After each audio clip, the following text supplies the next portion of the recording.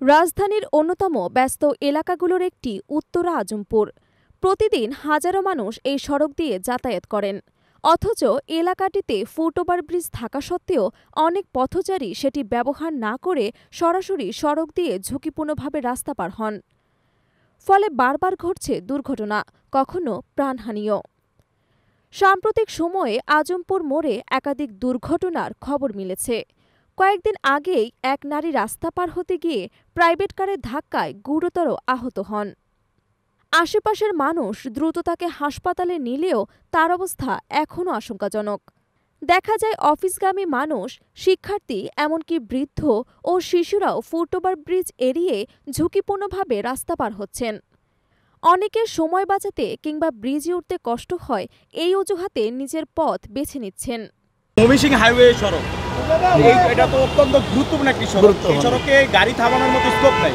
তারপরেও এই যে শত কোটি টাকা দিয়ে ফ্লাইওভার থাকতেও মানুষ, আপনি যে কারণটা বললেন, আসলে জনসচেতনতার অভাব আছে। এটা তো সব দিকেই, আমাদের দেশে সব দিকে। আপনি কোন দিক দেখতেছেন না?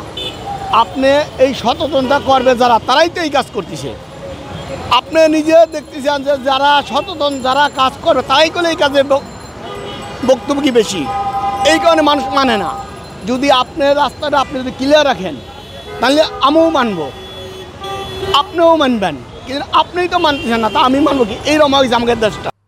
স্থানীয় এক দোকানদার বলেন, ফুটওভার ব্রিজ একেবারেই সামনে, কিন্তু মানুষ রাস্তা দিয়েই দৌড়ায়, কিছু বললেও কেউ কানে শোনে না। আসলে সাধারণ মানুষ তো ওই যে অভ্যস্ত হয়ে গেছে নির্যা যাওয়ার জন্য, এটা ফিরে আনার জন্য আমরা যথেষ্ট চেষ্টা করতেছি। বিভিন্ন সংস্থাও কাজ করে, বিশেষ করে জায়গা আছে, আরও যে বিভিন্ন সংগঠন আছে, তারাও।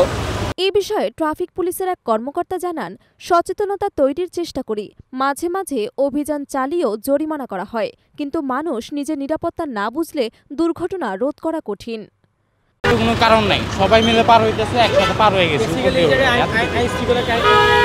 এত না, এত রুট না যে আমাদের ওনারা যদি এত ইয়া হয়, আমাদের বাধা দেখ যে তোমরা পার হয় না, আমরা কিন্তু পুলিশ অফিসের সামনেই পার হইতেছি। তো ওনাদের দায়িত্বের গাফলতি না এটা, সো এটা ওনাদেরকে জিজ্ঞেস করা। জনসচেতনতার অভাব আছে কিনা? অবস্থা আছে, ওনারা তো আমাদের সচেতন করতেছে না। ওনাকে আমাদের সচেতন করতেছে যে না, রোড পার হয় না, ওনাদের সামনে দিয়ে উইলিংলি পার হচ্ছে, তাই না? এটা ওনাদের জিজ্ঞেস করা উচিত, এটা ওনাদের গাফলতি। এদিকে বিশেষজ্ঞরা বলছেন, পথচারীদের মধ্যে সচেতনতা বৃদ্ধির পাশাপাশি ফুটওভার ব্রিজগুলোর রক্ষণাবেক্ষণ, পরিচ্ছন্নতা এবং পর্যাপ্ত আলো নিশ্চিত করতে হবে, যাতে সেগুলোর ব্যবহার করতে মানুষ আগ্রহী হয়। আজমপুরের এই চিত্র আমাদের ট্রাফিক শৃঙ্খলা এবং জনসচেতনতার ঘাটতি স্পষ্ট করে। নিরাপদ সড়ক ব্যবহারে সবাইকে আরও দায়িত্বশীল হতে হবে, নইলে দুর্ঘটনা অব্যাহত থাকবে। ডেস্ক রিপোর্ট, 21 সংবাদ।